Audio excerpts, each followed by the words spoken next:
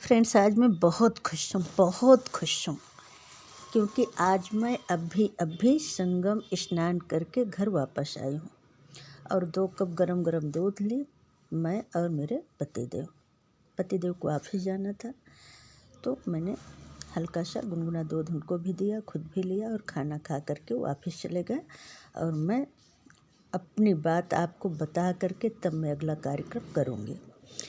क्योंकि फ्रेंड्स, लगभग 24 तारीख से मैं इतना परेशान थी कि जब भी रोड पर निकलती थी इतना जाम, लोग पैदल आते जाते, मैं देख करके बिल्कुल मुझे नहीं लगता था कि मैं संगम स्नान करने जा पाऊँगी। लेकिन आज गंगा मैया का आशीर्वाद था, मेरे भी शायद कुछ पुण्य के क्षण रहे होंगे। रात से ही प्लानिंग बनी और हम लोग आज हिम्मत करके सुबह निकले। और काफ़ी अफवाह चल रही थी कि संगम में कुछ वो हो गया है, कोई घटना घट गई है, उधर नहीं जाना है तो क्या है। तो फ्रेंड्स, बिल्कुल अफवाह में न पड़े। पब्लिक बिल्कुल चुस्त दुरुस्त है, प्रशासन बहुत चुस्त दुरुस्त है, बड़े इजी गोइंग पब्लिक को रास्ता पकड़ा रही है। कुछ गवर्नमेंट बसें लगी हुई हैं जो पब्लिक को कुछ सुविधा दे रही है, और लोकल साधन तो बंद कर दिए हैं और निजी साधन कुछ हैं जो कि कुछ पास वगैरह हैं कि इमरजेंसी के लिए कुछ गाड़ियां चलाई जा रही हैं, और बाकी गाड़ी सब बंद कर दी गई हैं। पैदल यात्रा ज़्यादा कराई जा रही हैं।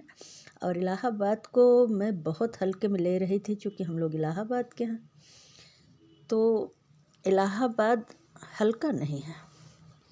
मैं तो कहूँगी कि पूरे विश्व में आज की डेट पर पूरे विश्व के बड़े शहरों में इलाहाबाद शायद अधिक आबादी या अधिक जनसंख्या वाला आबादी का ये पहला शहर घोषित हो जाएगा।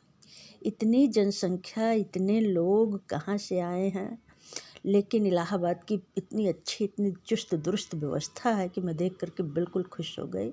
और पब्लिक भी बहुत सहानुभूति दिखा रही है, बड़े इजी गोइंग, कोई शोर नहीं, शराबा नहीं, अपना गंतव्य, अपना सामान लेकर के पैदल इजी गोइंग, प्रफुल्लित मन से। यानी जो पुण्य लेने आई है पब्लिक, उसकी हकदार है। बड़े इजी गोइंग पब्लिक अपने रास्ते। तो इलाहाबाद बहुत बड़ा शहर है और इतनी साफ़ सफाई कि हर रोड पर एक दिन का नहीं पाएंगे आप। जगह जगह भंडारा चल रहे हैं, लोग खा करके दोना पत्तल फेंक रहे हैं, लेकिन सफाई कर्मी बेचारे अपने सफाई से लगे हुए हैं। वो भी अपनी जिम्मेदारी को बड़े बाखूबी निभा रहे हैं। तो फ्रेंड्स, आज के जो डेट है, जो प्रयागराज की जो महिमा है, उसका तो हम कितना बखान करें तो कम ही पड़ेगा, क्योंकि तीर्थों का राजा प्रयाग कहा गया है। तो वास्तव में कि प्रयाग वास्तव में तीर्थों का राजा है। गंगा मैया का इतना बड़ा आंगन है कि इतनी पब्लिक आई हुई है और सबको अपने गोद में जगह दे रखी है। पब्लिक बड़े इजी गोइंग जा कर के नहा रही है, कपड़े चेंज कर रही है, आराम से नाश्ता पानी खाते पीते, जहाँ थक गई पब्लिक बैठ गई।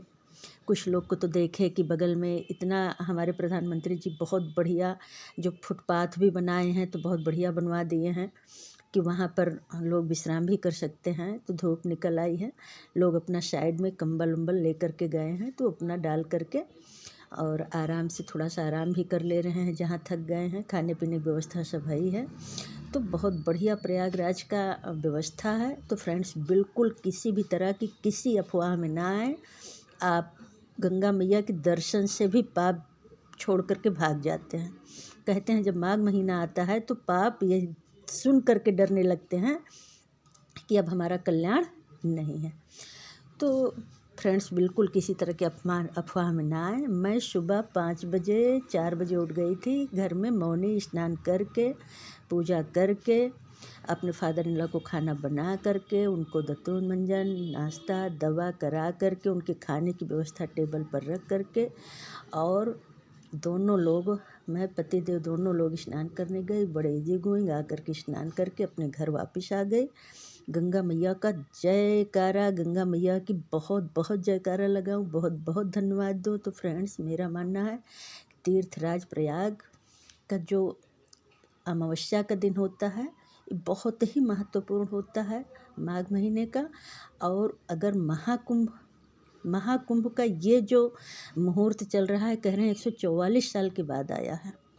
अगर मैं न नहा पाती तो शायद मुझे लगता कि यार चूक गए यहाँ रह करके, लेकिन आज मैं बहुत खुश हूँ, बहुत खुश हूँ कि मैं स्नान भी कराई और बड़े इजी गोइंग घर भी वापस आ गई। तो फ्रेंड्स, मैं कहूँगी कि किसी तरह की अफवाह में ना पड़ें और गंगा मैया के दर्शन करें, प्रयागराज घूमें। अभी तो काफ़ी दिन पड़ा हुआ है, 26 तारीख तक, 26 फरवरी तक कुंभ का महीना रहेगा। आप आराम से आइए, गंगा मैया का दर्शन करिए, स्नान करिए, प्रयागराज घूमिए और आपका बहुत बहुत स्वागत है।